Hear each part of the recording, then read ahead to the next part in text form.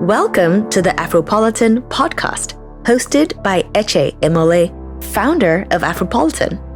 On the show, we chat with Afropolitans whose footprints form the foundation of systems dedicated to building the future of a bold and progressive Black community. In each episode, our guests share their working formulas, the hard facts about leaving familiar terrain, embracing the unknown, and staying relevant afterwards. Listen as we extract the blueprints of fearlessness, innovation, and progress.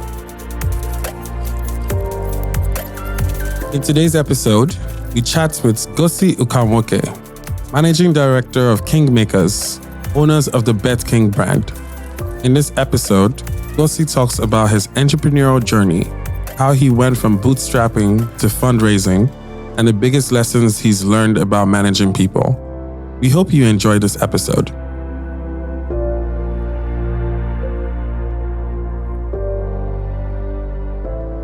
Welcome to season 2 of the Afropolitan Podcast. I don't know why we didn't have time to record this in a big studio in Lagos, but since we're both international people, we can do this remotely. So thank you for taking the time to come to the Afropolitan Podcast. Welcome. Thanks, Eche. Can we dive into some of the biggest challenges of being an African entrepreneur on the African continent? What are some of the challenges that you're faced, that you continuously face as you build out your team for different startups? Yeah, my answers might be a bit skewed because I have always worked in regulated sectors, right? So I will simply tell you, government regulation being all over the place, not being super clear, not being written out clearly, and if you follow it step by step, you get the licenses that you need, or you can go through policies that are required for you to operate. So that's always a bigger challenge, and just knowing that one day there could be a change of guard on the government side. It's a new person, new dispensation, new rules, new activities, new everything. And then, in the gaming side now, I've also realized that, there's regulation, but there's also too much regulation, and there's also decentralized regulation, where there's regulation on the federal side, on the state side, on the local side, that are not the same thing, and everybody's running in a different direction. And so that's always been the biggest challenge I've seen, I guess, given the sectors that I've always operated in, and I have just built a bit of expertise in, just regulated industries. Maybe the second one will be in selling something that hasn't really come to the market before. Having to convince people that it's possible, having to convince people that it does make sense. I think this will come from my education days and trying to sell digital learning to people very early on, as early as 2012, when no one was even talking about. I was thinking maybe way too ahead of your time, and way above the infrastructure that is available for you to build upon. It's just those things, like you have to now go back and build infrastructure from ground up. You're doing digital and online learning, but you're figuring out ways to store content offline, but people can access it, wherever they are, by giving them thumb drives that will have videos and all the other content. So you have to kind of solution around the infrastructure deficits. For me, that's some of the biggest things I've experienced. So what would you say have been some of the technological advancements that have happened in the past 8 years that have enabled you to build in a way that maybe prior to that you might not have been able to build with the lack of infrastructure? Bro, if you're in Lagos, you can stream YouTube videos without it buffering.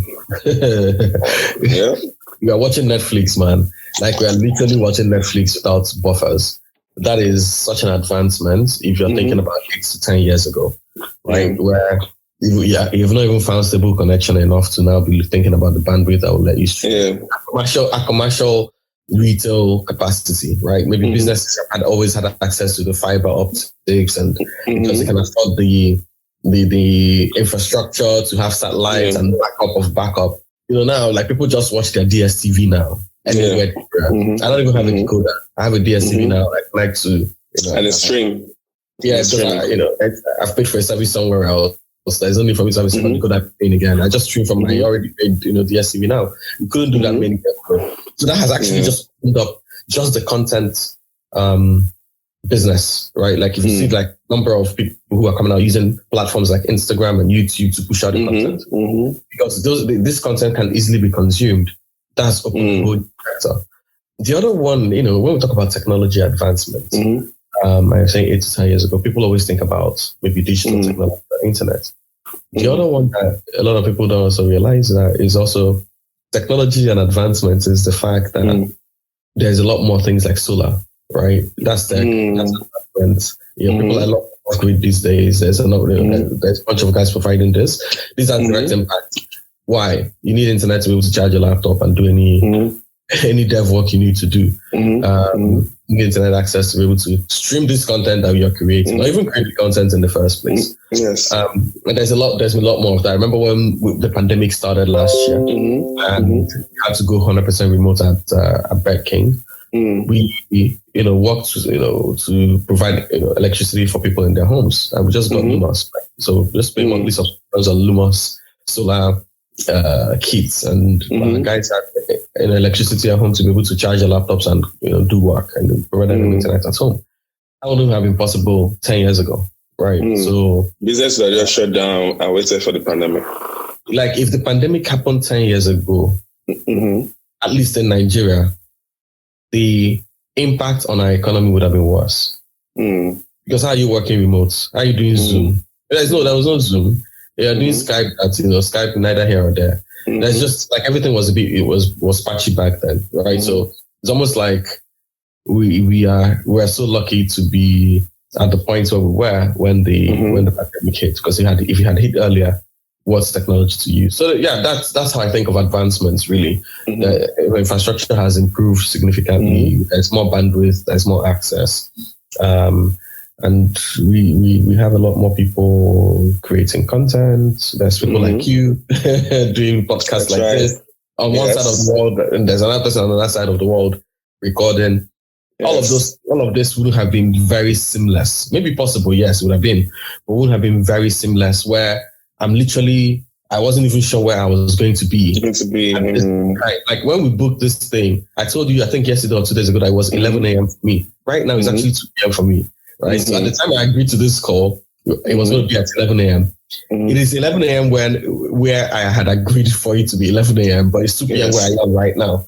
Yes. Right. So yeah. So when you think about it's actually amazing when you think about it, because Stan that was on the calls in Nigeria, I'm in Houston, you're in Istanbul. So 3 different time zones. This was not possible a couple of years back. If so, I would have just been chasing that, like, you have to be in the same room. When are you going to be this? When are you going to? It's like, this is not possible. So you're right. Yeah. You're right. But let's go back to the beginning, childhood context. Where were you born? Do you have any siblings? How was the relationship with mom, dad? Let's take it back from the stuff. Because the mindset of an entrepreneur, right? It's like it's hopefully cultivated from your childhood. Like you have examples. Because at the end of the day, I feel like I've seen you in so many close situations where you're, as an entrepreneur, there's risk, right? And you seem very comfortable with the risk taking, and it's almost like you do the analysis, and you're like, okay, cool, we can move. And even if you fail, you accept the failure as part of the process. So let's go back to childhood. How does that journey?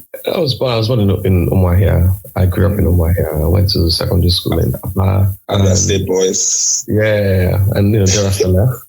Came to Lagos and started my world exploration. And it was even like while I was in Lagos, I had my first taste of entrepreneurship. But like really going back to how I grew up, I'm like the last kid in the family, and I have much older siblings. And maybe speaking to it in a bit could be two things. The way I've seen that growing up drive how I've become the kind of person that I am is one, because I had siblings who were much older. So I spent a lot of time by myself because they were already like off to secondary school, some off to uni already at the time.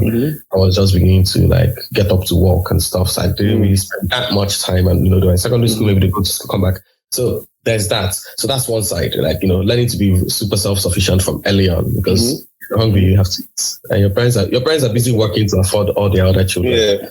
Yeah. So it's not like you're like the first and only child, or maybe you're the first of two, or the last of two, where it's just the two of you, all the attention is on. So you have to learn to like manage small attention that you get, and just learn to be like super self-sufficient, and be able to sometimes find solutions to issues, because hey, you've broken a glass vase.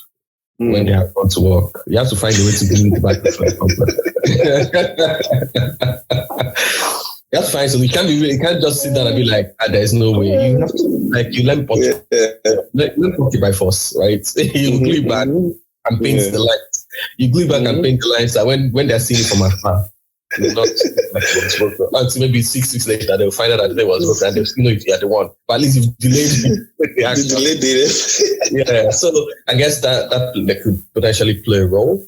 The other one that I also feel many people don't talk about with entrepreneurship is having a lot of people around that you can rely on when you know that things can get tough. Gives you a lot of confidence to take some kind of risks, right? Because you know, there's always a bit of a fallback. You can push the limits a little bit extra if you know you have a supporting community around you. You have people to fall back. It can be very bad, but I wish I find a place where I can go and eat. Right? Even if you beg someone to say, hey, please, can you send your cat to come and carry me to your house, bring food for me? Like you can push some of those limits, knowing that there's a bit of a fallback. And I think that's why many entrepreneurs on the Western side of the world do really well, because there's social security. Because they've innovated, they've done all of those things. There's access to capital, but most importantly, there's access to a community of support, right? Whether it's the government that's providing the support by grants or whatever. When you know that if you take a risk and if things go really bad, there is a bailout. Like that word bailout exists in your dictionary, business, right? In your government, you can take a little bit more risks, right? So perhaps I would say maybe I have the feeling that there's a bit of a personal bailout that is potentially there that allows you to push the limits. I think very early on, right? It allows you to push a little bit. That gives you the confidence to try out things that don't seem like could be possible. But at the same time, it also gives you a lot of people who will tell you, guy, chill, like, to calm down. So there's that community. And I think it goes a long way to help. Those are like the quick ones that come to mind. But I'm sure there is a lot more, right? But, being able to find solutions on your own, being able to stay calm. One other thing, like I grew up being like friends with my siblings, friends, and watching people. It's easy to deal with, maybe on the regulatory side. It's easy to deal with older guys who are coming from a different generation and be able to be relatable to them and know how to communicate, and know how to interact with them and manage them. And at the same time, also know how to manage people of your own age group. Like I said, you've seen me in different close quarters and stuff. So in any situation, I'm able to adjust because perhaps I was exposed to as many situations as possible as early on as could be. So, Gossy, it's so funny you say that, because when we first met, we had actually met prior through AIM, right? And at the time going through the university process, right, in Calabar. Well, fast forward maybe the next year when I came back to Nigeria and we were doing the Lagos boat situation. Prior to talking to you about that boat situation, there have been other people I've been dealing with this boat situation. I did not feel security in the sense of, I don't think you're competent to deliver what I know me and my guests will need, or the Afropolitan members will need to get this to the other side. And when I talked to you, it was like, this is how we're going to do it. It's number of votes. Trust me, it's done. And it got handled. And I was just telling someone, especially in the Nigerian context, that you scale faster in Nigeria when you literally build trust, right? Because it's such a low trust environment that people will literally keep coming back to you as a service provider. Has that been your experience in this space? Yeah, I think especially on the boat side, where you know how quickly you've been there. You know how things can quickly go haywire, and it's just even on the logistics side of it, right? Like as an example, you get a boat for 40 people, but you have 60 people show up somehow because they've come with other people's boats, and then there are people who have gone to other places who have their own boats have left them, and then they'll show up and cry for you that, hey, it's not leaving me on this island. Don't leave me on this island. I've got a flight to catch. Like all sorts of stories. People are crying. Yes, that's one of those where someone was crying and they did not even come to your event. They went to a completely different event and the boat left them and they found their way to where our boat was. It felt like Titanic. So knowing that that's kind of like the situation you're going to be in, Mm-hmm. And again, it goes back to that thing I said earlier, where there's fallback. The book business, from even just the way we're building it, was not like we're building this book business to make more, like $1 billion tomorrow, or $1 billion naira tomorrow, or a lot of money tomorrow. It's just something that we loved, something that I loved, and I wanted people to share out of it, and then created a structure around it. It meant that I would be happy to tell you, I know your budget is for 20 boats, but how about you just bring out an extra money and do 22 or 23 or 24 boats, and be very happy for you to say, no, I'm not going to do it. I'll take my business somewhere else. And I'm like comfortable to be like, okay, I'm not going to because I really need that business. I'm going to be like, okay, let's just do the 20 because I know for sure that when it will come back, because again, that extra 2 boats will become extremely useful because there are people who want to leave early. There's all sorts of, like, people who come to your party and they spend 4 hours, but there's another party that they're going to, but that, that kind of thing. So you have to build in room for fallback. So I guess by doing that, and then you have those people who have come, used the service, they always just want to come back, right? They always just want to come back because by the end of the experience, they understand. And we've also, of course, we've had some failures too on our side. Because machines are machines, they will disappoint you, right? So you can make all those plans, and a boat will decide that day is the day that it will not work. Yeah. We've been in the middle of water once. Yeah. So things like that. But again, the trust comes back from knowing that all the plans were put in place, everything was done. That's just act of God. Like, it wasn't just from negligence or anything. It's just like, it's act of God. The engine decided that's the day it's going to take water. So you see that people come back because they trust, and they also realize that you have your core business values too. Yeah, like there are people that I know that every December we are providing boots for them. I've done twice for you, right? It's just that we scattered everything. So like, you're providing boots, you're providing a beach house, you're providing like all of those leisure services. Definitely. Yeah. So definitely. And then because you're not really like trying to chase a million things, you know what the business needs, and I guess with the experience as well. So Gossy, would you consider yourself a serial entrepreneur? And what would you say was your first startup? Because it seems like you've had quite a few startups. So what was your first startup, and what was that process like? Well, I guess by definition, I would say a serial entrepreneur, but I just see myself as basically doing the same thing over and over again, but just in different sectors. It's buying and selling. Whether I'm buying a product and whether I'm selling a product or I'm selling a service, it's still pretty much the same. The very first thing I did was a reseller business. Like earliest thing I did, best experience ever, because I learned a lot from it. It was like 06, 07. Wi-Fi access wasn't there. People had to go to a cyber cafe still at that time to use internet, to use the internet. And people who had internet at home had a cable drop into their house. Right? They didn't, there was no, even the laptops we plug in the cable into the laptop. And then laptops, I don't even knew this Wi-Fi card. It was like, it looked like it has the shape of a credit card with a small antenna sticking out of it.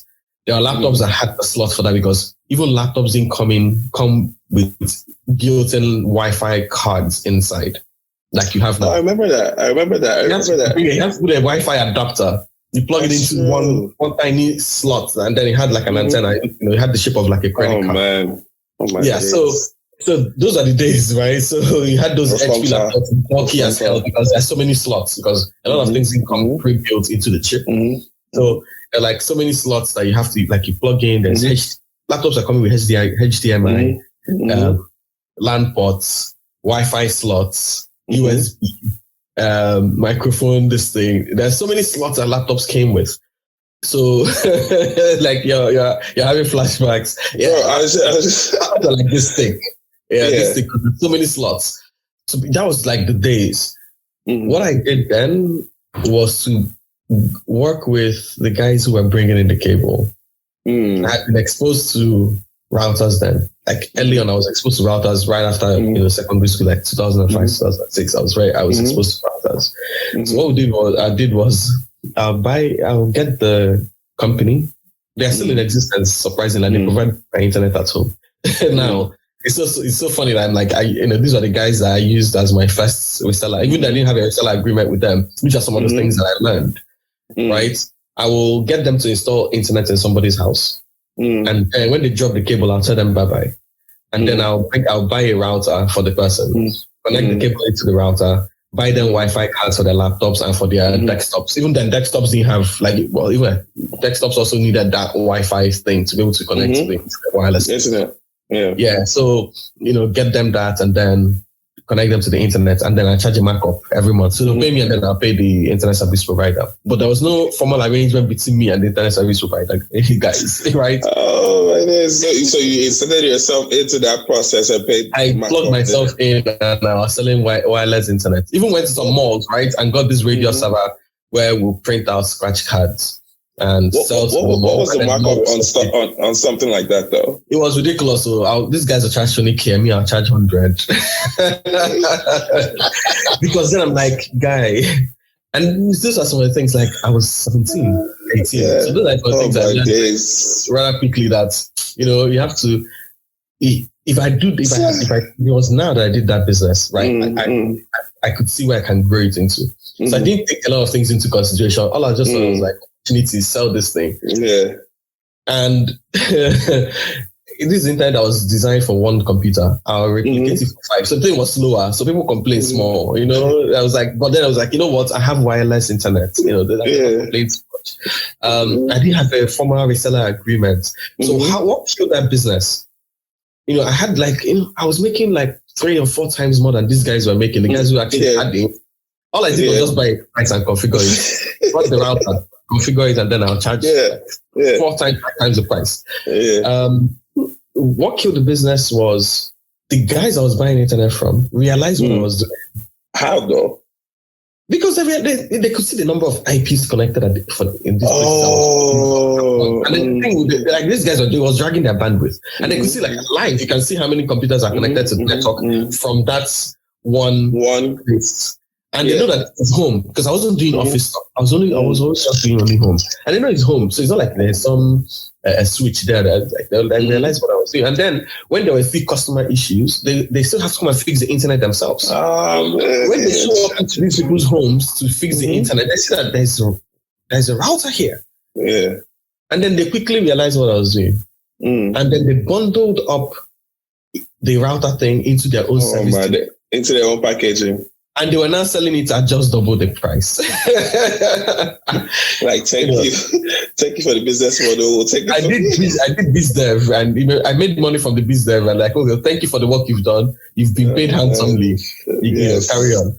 And it goes back to what me and you were talking about earlier, right? It's like you don't own your actual stack, and so when they've realized that, they're like, okay, thank you. They cut me off. You know how they say, cut you by the knees. Day by day, my clients are just dropping off one by one. Yeah, because they're just going to the source because nothing changed. Mind you, when I buy that router, the router belongs to the person. It didn't belong to me. The internet was registered in the person's name. I did that just to keep myself safe of any issue. Yeah. Right? So it's going to be like if they do something in their house, it's not my name that's on it. So they're like, these guys install internet for this man. And then the man buys a router. Just I'm the one that buy it at almost double the price again. Everything was marked up. I said, help me the best. Links is this one. Just throw names at them. Right, this is 0506, right? So I learned a lot of things on that. Man. Go and have a reseller agreement. Let the guys know what they need to the network. Have a clear structure because they will do a lot of support for you, right? So I didn't have to be spending my own money doing support. They will do their own support. They will do the support. I just resell, and I find a model that I can embed myself and add extra value rather than just putting the price, right? So I had to learn that rather quickly, and I learned not to build on other people's platform. Everything I build on my own platform. Ever since then, I build on my own platform. I build out my own tech. These guys went a bit further. They even stopped putting the cables. They now built out base stations and started bringing in the wireless device itself, like this inside people's house. No cable. Like how you have like this Swift and Smile and all those other guys. Put it in the house. They already had Siemens connected to the base station. So it went that way. And they're still in business. Me, I was out within 2 years. It was a good 2 years though. It did something for me too. A lot of the people that I know now, people always like a lot of the networks that I built, a lot of the connections that I made, a lot of the people I got connected to was through that. Because I was this coffee 17-year-old, 18-year-old, like tech guy who knew a lot of super wealthy people because they're the ones who could afford my ridiculously expensive back internet. then. And they're the ones who actually had many laptops in their house to actually need wireless internet. So my market was like rich people. Upper. And, and there was this guy that would come in and fix their internet and, so I kind of like built this same relationship with a number of them as well. Even when they had dropped me, they still remained friends. Because they're like, you're smart too. So this is how you are making money off of us. So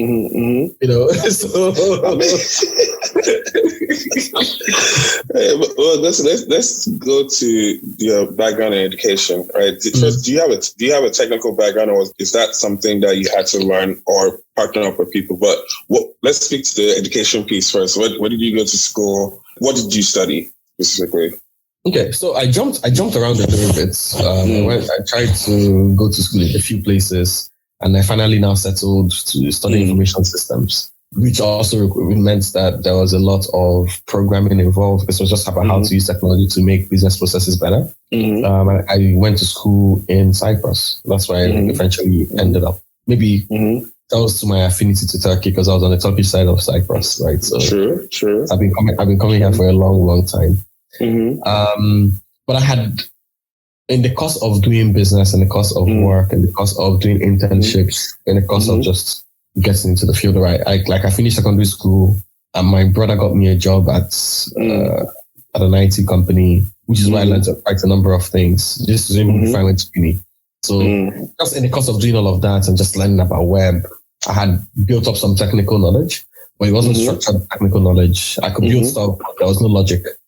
It didn't have a lot of proper logic behind it. If you have a lot of, there's a few things that you learn by learning within a structured environment. So that's really what uni now did for me. So it also just allowed me more time because it was the technical side of things I knew. It was the logical side of things I needed to brush up and learn better. And I think I had people who understood that and supported me in that way.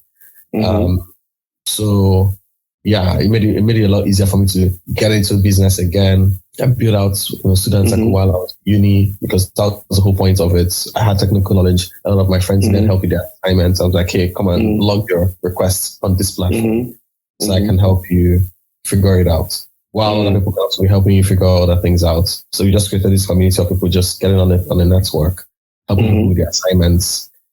I'm sure universities are not that happy with it, but you go to like, hey, I have the assignment that they gave to me. Who can help me with it? And another person has and everybody just go like, oh, okay, I can help you with that while somebody else is helping me with this. It's a marketplace. It's a marketplace assignments. It should be done for free. And then we joined the Open Courseware Consortium, and then we started getting content from MIT, Open University in the UK, and all those other places. And some of the professors joined the platform, and it just became this really nice community of about 1 million students at the time. But caveat, we couldn't make money from it because it was all open costs, open courseware content, and the restrictions are just around how you monetize it. Really, even with ads, you couldn't run ads on the platform. But man, again, experience. Back then, I was a uni guy. How much ads could I do really? Try to be some. It's not Facebook. And the digital ads market has grown since then. It wasn't what it used to be. Exactly. This is 2010. This is 11 years ago. Yeah. Right. Yeah. So yeah, that was one ad or two ads, but it didn't do too much. No, definitely. So let's transition to BAE, right? What was your inspiration behind the school, and what was the vision for the school, basically?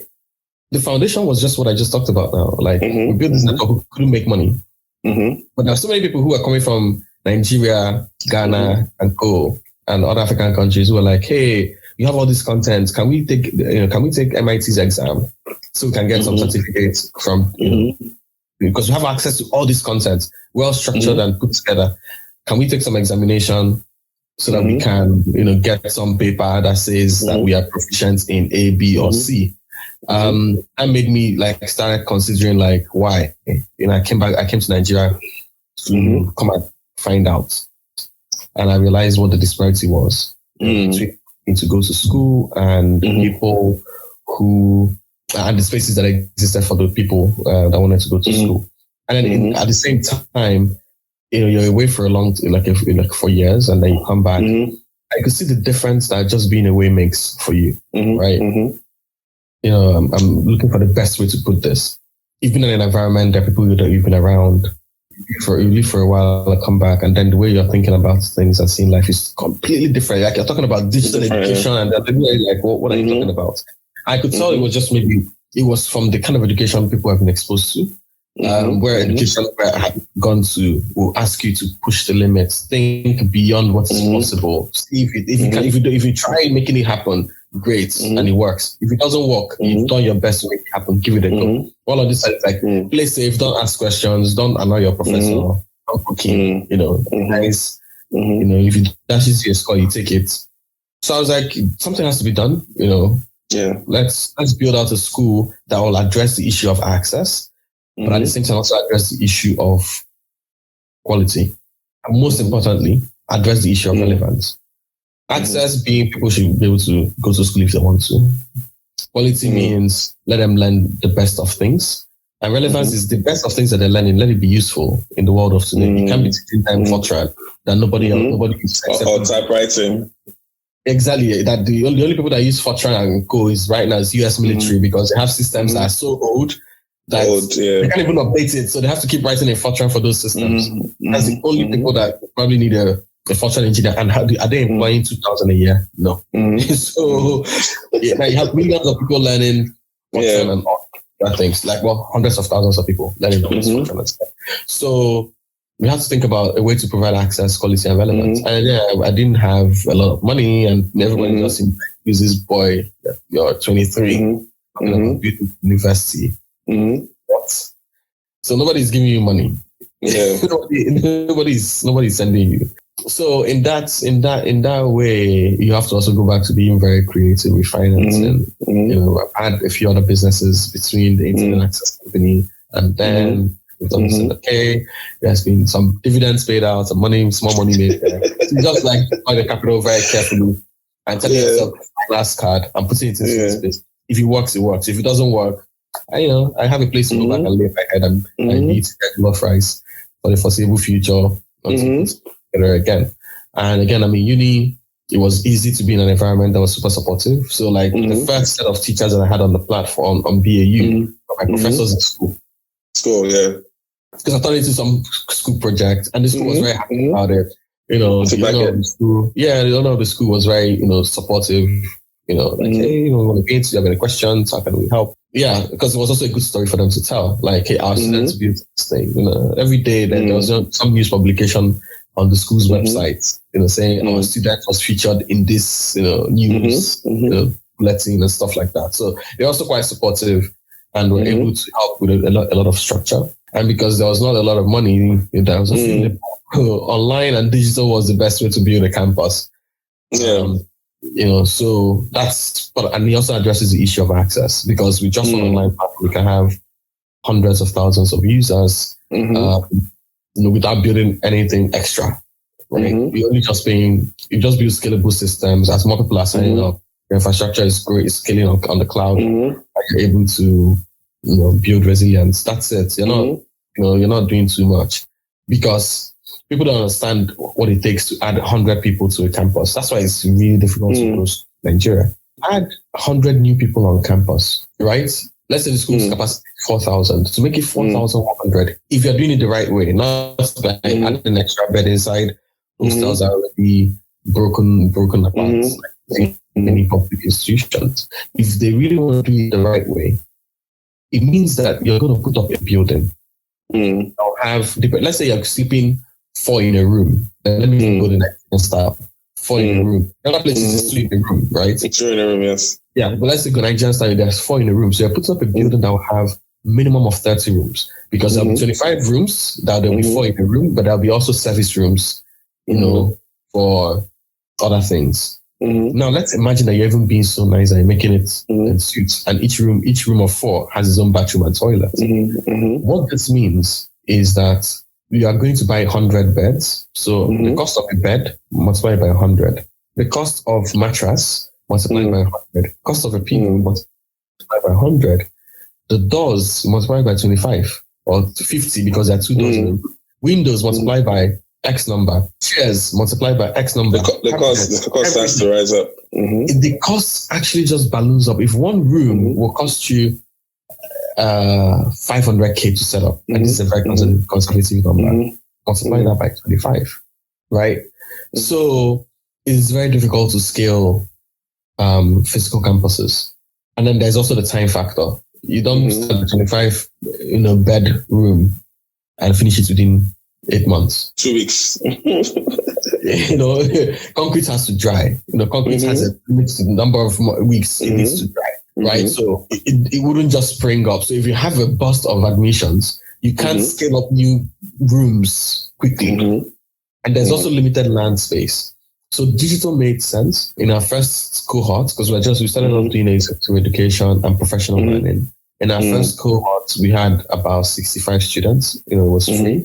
Even with it being free, it wasn't filled, right? So we're planning for 165 people did it, even though it was free. So these are all like lessons. People also are skeptic about anything. Especially when it's new.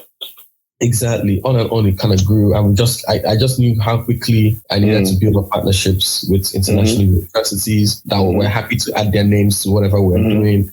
And provide like the trusting that you talked about, provide them evidence of the fact that we're doing the right thing. And the impact. Of the process, yes, the impact. So they're very happy to back it and provide their names to be used and provide content and provide advisory and the rest. And I think on and on, like, that point. Again, until the government said, hey, pull up. You want to do school. School is physical and the campus. Yeah, and the story now became what it became. We said, we move everything. So you do it. Because there's even this 2+1 thing we wanted to do, where let's say I do a partnership with like a Kent State University, just we have some relationships with. You can't deliver a Kent State degree in Nigeria to a Nigerian student. Because when it's time for that to be at NYSC, they don't have student visa to show that they were in the US. Getting their students, getting their university education. How do they do it online? They will not allow you to serve. Nobody's going to come because they finish this thing. They're in Nigeria. They're not going to serve. So what's the point? If they don't serve, they can't get structured jobs. Which is why. It basically requires the government to work to definitely create new pathways and new structure that applies to this new digital learning space. Yeah, which is why when I had my personal pivot in 2017 to go to EduTech was solving a bit of that by using technology to help existing public universities in Nigeria scale online. Created e-learning centers with them, distance centers for distance learning, and then scale their existing on-campus programs online. Record their on-campus professors to be the ones to teach the courses online. What are some of the challenges with that? Because if those schools didn't have those online setups already, you're going to the schools. It's called no upfront cost. It's actually called no upfront cost. So you get everything. You design everything. I can't do a rev share with them, but you have to do everything and train them and do all of those. Right, so you record these professors, everything, put it together, get it approved, get it accredited. Then you see, give you approval, and then you now hire your own instructors. So you hire instructors, like the centers will hire instructors, do the delivery on the day-to-day.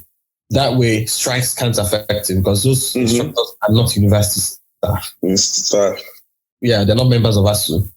Right, the only time they will catch you is like when it's time to like do markings and get the Senate to approve results, and if you have a strike, then it could catch up. But at least the learning does not pause. Yeah. So, Gossy, what advice would you give, and what was your own personal experience with fundraising for your startups, right? Because it's like a lot of, I remember earlier in the year, like I came to you and I'm saying, hey, Gossy, I'm looking to raise for Afropolitan, but prior to that, I have no experience with raising before. What even a pitch deck looks like. What advice would you give to new and upcoming founders about the fundraising process, and what was your process like? I'll start off with my process, and then that can allow me better explain why the advice I'm giving is going to be the advice I'm going to give.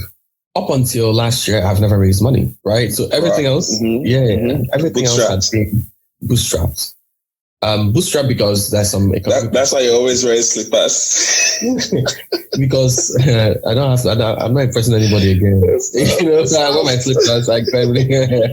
But bootstrap because there's been some businesses I've worked with in the past, and I continue to get value from there. And I also just had really close, supportive, family, friends who were happy to pitch in to move me across the next hurdle. But importantly so though is that I learned to build stuff micro, blow it, right? Like micro, then blow it. Like allows me to make small mistakes. Given the way I now built, I remember an investor I was speaking to, given the way I now built and the way I was, they said it's difficult to invest in a person like me. Because my response is always like, okay, cool, I'll just do it with my money anyway. Yeah, so there's no desperation, there's no exactly. So it's like, okay, will this guy go above and beyond to make sure that this thing will work? Because there's no desperation. He's not like you don't see the hunger. Yeah. But again, that's what my personality is. I'm a very I'm super calm, chill, cool, right? But inside it's burning. I don't have to express it, chase it. And I just also realized how to drop really good lines of credit. Like, hey, this is going to cost me 200 million a day. I'm like, guys, I have 20, but I'm going to give you the remaining 180 in the next 12 months, month.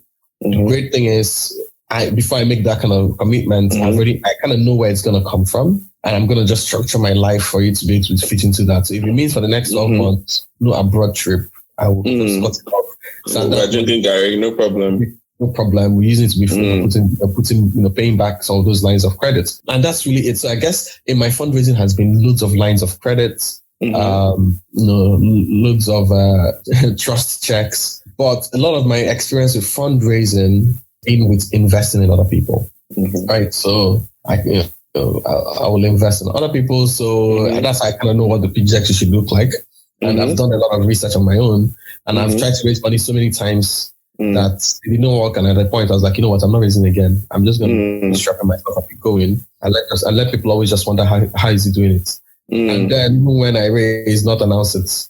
Like my real first attempt of getting an external capital properly would be maybe from last year. I think, prior to that has just been like, businesses could be venture funded, but I'm not like involved in the fundraising process. Like I remove myself from it. So in the context of Betking, so you started Betking with not necessarily any fundraised dollars. I did that Betking. No, sorry. Oh, sorry.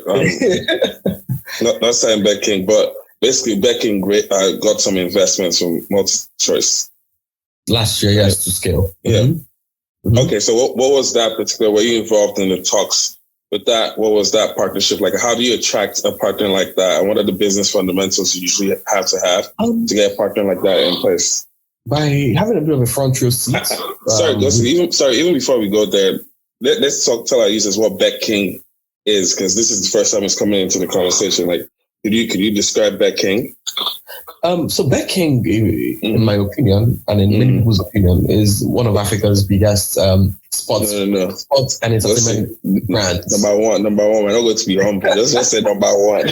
It's one of the biggest. It's one of the biggest sports entertainment and gaming brands on the continent. Started in Nigeria in 2018 as a Nigerian business. Started in Nigeria.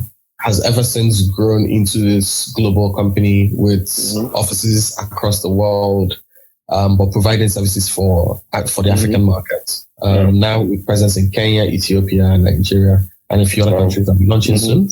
And with verticals that are, we have sports betting with Betking, which started off as Betking, but then given the growth, we had to have the holdco brand KingMakers. Well, KingMakers is a whole brand, and there's the Betking under it, and there's a lot of other things that's going to come. There's a TV show in partnership with SuperSport, there's Super Picks, Super Sports, there's a lot of other gaming related verticals that we're launching in no start.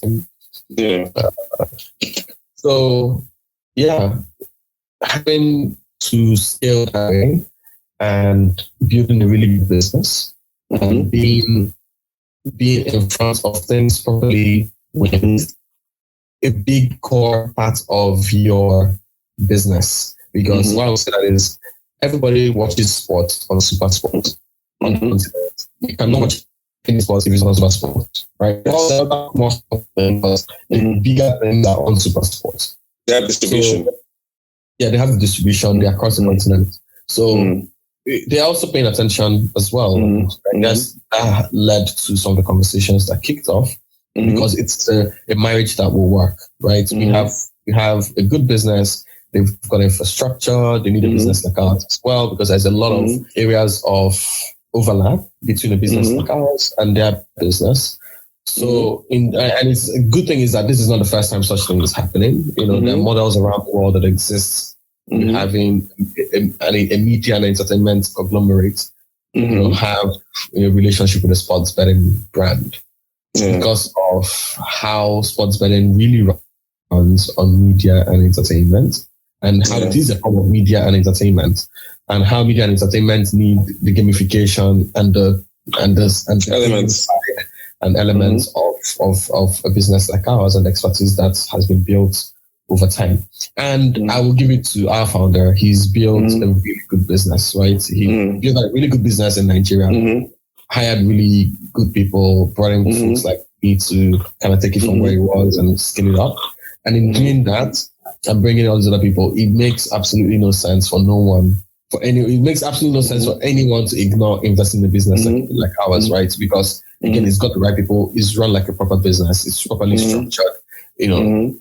When you look at it, it's not just a roadside gambling company. It is a proper technology business with a product in gaming. And because all of that experience that has been built and the scale of technology that has been developed can be applied into anything. You know, it can easily be a fintech company tomorrow, right? Given the spread across the continent, given the number of users, given the number of transactions you're doing, you can literally be a fintech company tomorrow. So like you can roll it out and be anything. It can be a media company because again we have tens of thousands of shops in Nigeria as an example, streaming our own content, like have our virtual games that they stream.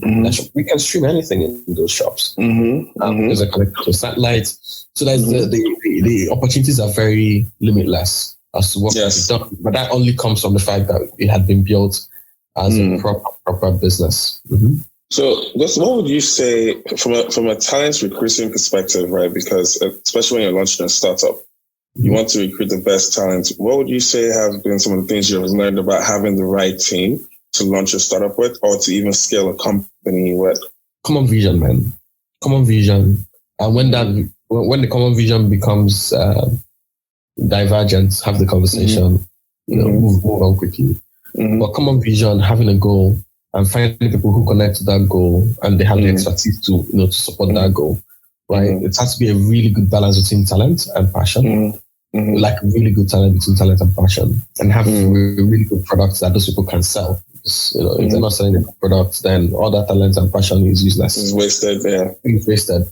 So once you have a good product for them to sell, find people who strike a really good balance between talent and passion, right? Because you have a passionate person who's not talented, you just get a yes man. If you have a talented person who's not passionate, you get a very passive person who doesn't have any feeling of having a stake in the business or skin in the game. Yeah, exactly. So you have to find people who are very committed to the success and to things going very well. Those are the kind of people you need, right? And then you can identify those people by just speaking to them. A few people will fall through the cracks. People can sell dreams, but once you pick it up, make a decision as quickly as possible before it becomes a little too late. But find people who are passionate and they're talented and they're ready to put in their efforts and get things done. You have grown as a leader in the companies and also in the multiple companies you have started, right?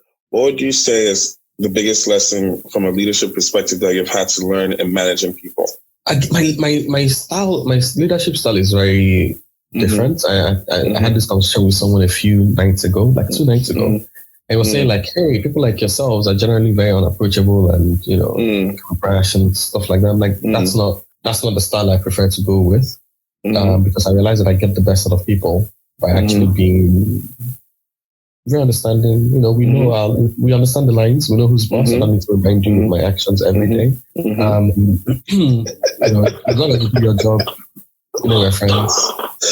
No problem. I say you don't have to pop bottles every day. They pop like, oh yeah, you know, it's me. I'm the guy. Yeah. No, you don't have to do that. I don't have to remind you every day that I'm your boss. Yeah. You already, because you already know. I think there's no need to be hounding it down. So it's about building a good relationship. So that when we approach it from a place of a good relationship that we have. When we're getting things done, we get it done from that place. Like when I joined Betking, as an example, it was almost like a conscious effort between the founder and I to build a friendship and a really good relationship, right? Because when you have that, and then again, there's competence on both sides. So when you have, so that's given. So now when you have built that foundation of friendship and a good relationship, it allows you to go through issues that might come up. It allows you to see things from each other's perspective. It allows you to be very accommodating of each person's ideas and approach, and always strike a balance. It helps you to weather days that are tough. And that way you should also, go. So when you're doing that, you can do it downwards or you can do it upwards.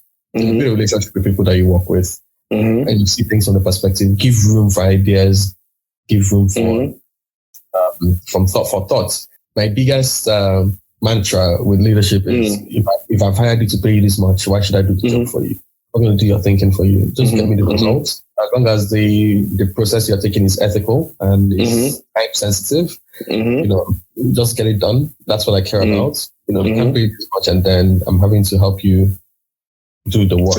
I'm still doing double work. Yes, and I've also not to do other people's work because I now end up not doing my own work. And I do leadership by questions. So you never really come to me for answers and I'll give you, hey, here's the answer to this problem. There'll be a lot of questions. So you can also have your journey to finding the answers because it helps you better understand why. The biggest thing is always a question of why. It's not a case of like, oh, make the color green. Why? Why? Put the button here. Why? Yeah. Why? Pay these bills every 5th of the month. Why? No. Why not 7th? Why not 4th? Why not 6th? There's a reason why everything has to happen. You own the process yourself. Yeah, you own the process yourself, so you better understand the reasons why. That way, when situations come up, if you know the why, you know how to fix the situation. Because if the reason is because of this, then it's easy to fix it because you know the foundation of it. So that's like really my style. I'll just ask questions. I'll lead you to the answers because there's never a single right way to get things done. Sometimes there is, but for the most part, there's no single solution to any issue. So as long as we fix the issue, it's been resolved, and we're not gonna have a failure in the future. So we've talked about the experience with the routers, right? And how one day the business had to end. But everyone gets to deal with failure at some point. So what was your first encounter with failure when you started out as an entrepreneur? How did you deal with it? And what did that experience teach you? Aside from the one you already spoken about, is there a failure that you reflect on sometimes that this one actually hurt, but you had to learn and move on from it? It's a business I won't go too deep into or talk about much. Just how sensitive it could be. But it's a business I started with a bunch of people. I didn't know these people well, right? That's all I can say. When it started. So is the lesson from that do better due diligence? Or do better due diligence. Know the people you're doing business with.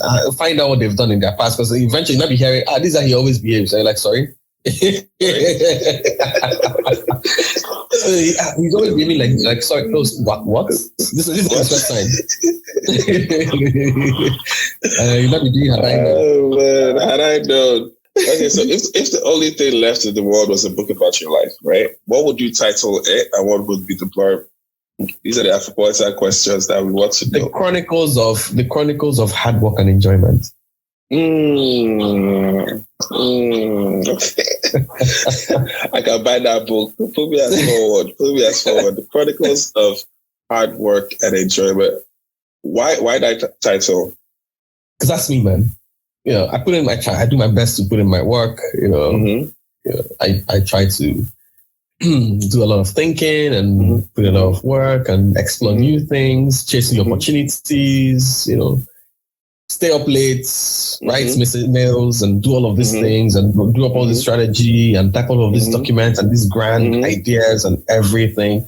But I also realized how quickly that all of that hard work is for you to enjoy life as well. So strike that balance. Let not one not suffer for the other. Don't enjoy it to the point where you're not doing your hard work again. And don't do hard work to the point where you don't take a moment and actually just enjoy just a little bit, right? Yeah. And enjoyment can also just be sleep. The work you're doing too. It can also just be sleep, right? It can just be sleep. And you can also turn enjoyment into work and turn work into enjoyment. I did that with the boating thing. Right? Well, it wasn't just because I was like, oh, hey, boats, I love boats, I like being on boats, but come on, I know you should boat. What do? I write it out. So it was something I enjoyed doing. Like I remember we used to do the boat parties. I would show up for the boat parties. I would be the one to mix cocktails and serve people. And people were like, why is he coming to be the cocktails and serving cocktails at these boat parties? Like, what? I'm like, because I enjoy it. Like I can do a boat for free. Like I don't even need to ask you to come. I will invite myself. And I like to host people, I like to entertain. So let me ask you, do you love the boat or do you love being in the water itself? Both. I love to be on water. I love to be in water. I love to be with water. I love to be by water. So let me ask you, can you tell us 3 books, right, that have had a profound impact on your life and maybe a favorite quote from any of them? I don't remember a favorite quote. I'm not as smart as people always think. So I just know the book and what it generally talks about. The first one is Good to Great, as the name suggests. The second one is Talent is Not Enough. It's a book my father gave me. It was one of the best gifts ever. Which just basically says the fact that you're good at something doesn't mean that you don't try to own it and sharpen it and refine it. So super, super, super, super helpful book. And I think the last is Sprint. You said Springs? Sprint. Sprint. Okay, Sprint. Okay. Okay. So, Gossy, do you follow any of this crypto space, fintech? I mean, obviously you've been involved in. You guys have been chasing me in the last 1 week. This is like third or fourth time anyone has asked me a question about crypto. Yes. I mean, what do you think about this space? I think it has a role to play in the future, right? It has a role to play today. There's a lot of application for crypto, blockchain, and all of that. But I don't understand it much. Like NFTs, all of that fancy stuff. I don't understand any of it. I don't own a single crypto asset. Not because I don't want to. I just don't understand it. And I'm also one not to have FOMO. And I'm also one not to just do things because everybody else is doing it. And I'm also one not to chasing things blindly because everyone says, that's where we're making money from. Then I'll jump. I've never really been one to do bandwagon stuff. Right? I do my own thing. So I feel like there are many other ways to make money than just be trading crypto and sit on some app every day, looking at when the price has gone up and gone down and be trying rocket ship up and down, every time. Because of how volatile it is, it gives me heart attack. I'm such a safe investor. Is it not possible to diversify and just don't look at it and just keep it on the side? Like if you're doing a diversification of your portfolio and you say, hey, and it's not just necessarily about because it's going up or going down. It's more of like, okay, if this is something, right? It's okay. This is the amount I'm going to bet on it. Whatever it goes with, it's cool. I won't even look at it and I'll just keep it pushing based on the fact that if this is the future, you might as well have a part of it and say in it. So the good thing about me and the way I think about things is like, if it's the future, when is the future? I'll buy it now. I don't need to buy the future today. I can buy it in the future when it's the future. I'll buy it at the price. I'll buy it at the going price then. At the going price then. Okay. I'll put my money in other things that will help me grow it so that by that time I can afford that future. You can afford it. Like I will buy the future then, I didn't buy the future today. That is the quotable, man. It's like I'll give the money now to be able to afford to buy the future. How much is the bill? Bring it. I'll pay for it. No problem. Oh man, Gossy, man. Thanks really sit down with us. I think the last question we have is, what does being Afropolitan mean to you? Being Afropolitan. What forms the two words? Afro and Politan, which is like city, right? Like it's not, well... So is it Africa and cosmopolitan? So basically, but that's not necessarily the breakdown of it. I think the breakdown of it is what the definition is someone who's conscious individual, right? They straddle two sets of awareness, right? You have levels of identity. So you could be Yoruba, Nigerian, or Yoruba Igbo, or Nigerian American, or East African, or Kenyan, but it forms that diaspora that's connected back to the continent, right? So that, like, when you're in different spaces, for example, now you're in Istanbul, right? But you recognize yourself as maybe, this is who I am in this space, but I can draw from multiple sets of awareness. I'm not just locked into my place from Umuahia, and that's all I see the world as. You understand that the world is bigger, and you're connected to the rest of the people in that world. So when I ask, okay, what's Afropolitan, is coming from that definition, like, what does that mean to you? As someone who's also well, just give the answer. Well, breaking it down, give me back the answer. But you said it was student circle, right? So this is student circle moment. This is my leadership style. You come to me with a question, I respond to the question, and you give the explanation. True. You did say that. You did say that. So Afropolitan, from the definition you've given, right? How I would see myself plug into that is, I am a very, very diverse person. I think for many people who are very close to me, only a few of them have kind of come to the point of acceptance of seeing it's super diverse. And my diversity applies to religion, applies to my social consciousness and how I see things, applies to different sides of my life, right? I have subscriptions into multiple beliefs in a sense like that. Like, it's not like, maybe it's a bit esoteric in its nature. So it's not like regular. I hope my mother doesn't see this. So in that same context, I see myself as a person who's formed from all my experiences. My African experience, my global experience, my experience in Nigeria. I've been to a lot of African countries. So my experience in those places, and just realizing my place in this world, realizing my place in this universe that we've kind of created for ourselves. As an African, which is my core and my foundation, how do I place myself? How do I place myself into other areas of life? Yeah, that's it. Listen, you've been around the world, right? What would you say is your most favorite city to be in? I wouldn't put it at tough. I know people that have gone back to over and over. But tough to say favorite city. Tough. So what would you then say is your best place to live in, location wise? If you could really? Yeah, tough again. If there's any place that's very warm in England, I will live there because they speak English. I don't have to be struggling with language. But that one itself is hard. There's no one place. There's no place that is stable throughout the year in weather. I would really love to live by the water. I don't know what city, but I like to live by the water, very warm climates. So Lagos seems to be that kind of place, right? Given its chaos, but maybe that is why it's chaotic, because it has everything going for it. Climate wise, it might be the reason. Like, it has everything going for it. There's some guy who said the reason why Africa has been underdeveloped is because it has everything going for it. It's going to be climate. We don't have any time in the year where we can't go out.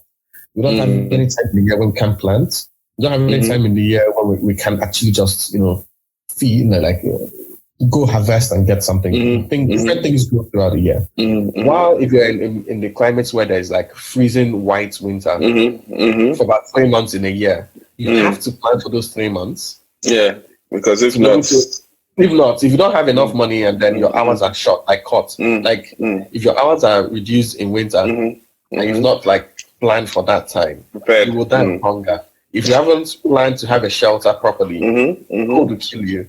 And those societies have had to kind of adjust to build up for those days where they wouldn't have a lot of infrastructure available, right? Which is why I look at the times that Texas had this whole winter thing and there was no power. People died. Yeah, literally. Yeah, people died. So I think that might be the problem with our Lagos. Because so what you're saying is we need snow. Maybe if we have snow for like 5 years back to back, you start to see that people take a lot of things very seriously. Yeah. You know, even things like plumbing in a house. Like for you guys, you understand what I'm saying. Your plumbing is not just anyhow, because if you have a freezing winter and your plumbing freezes and you don't hot water. No hot water. And then like if there's a way you thaw it and then you have burst pipes. And your whole house is flooded because it was just winter and there was water left in your pipe like that. And then, it got frozen and cracked your pipes, and then, water has flowed and then everywhere floods. So there's a lot of things you think about, in places like that. So, look, some guys built the underground, some guys built the subway in centuries where there was no, all these things, all these equipment you have on God's earth didn't exist then. But they built those things out of necessity. Yes, they did. With heating and everything, like with heating and everything and lights, electricity in those places for centuries, bro.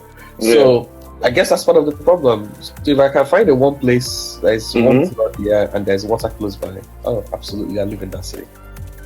Okay. So find me the place. Find me the place. I'm doing Small Africa tour this December. So I'm doing. What am I doing? I'm doing Ghana, Nigeria, Kenya, Tanzania. I think there's probably one more. But Tanzania is think against your recommendation, so we'll go and soft it up a little bit, and then we'll come to Nigeria. No wahala. Yeah, let's see, man, bro. Thank you for taking the time. It's funny because me and the rest of the team were talking about how timing is so important. Because if we had done this back when we were supposed to do it, we wouldn't have had the video and we wouldn't have had the tech that we needed to accomplish it in this way. Right? So, Gossy, man, thank you for, again, even agreeing to come on, because, but I lost that time. I'm like, hi. God, I was sick during that period, but thankfully, thank you for coming on, bro. I really appreciate you for taking the time to come up. You're most welcome, bro. Bro, please have a great time in Istanbul. I don't know how long you're in town, but we'll definitely be seeing soon, bro. Sure thing. Sounds good. All right, bro. Have a good one. Yeah.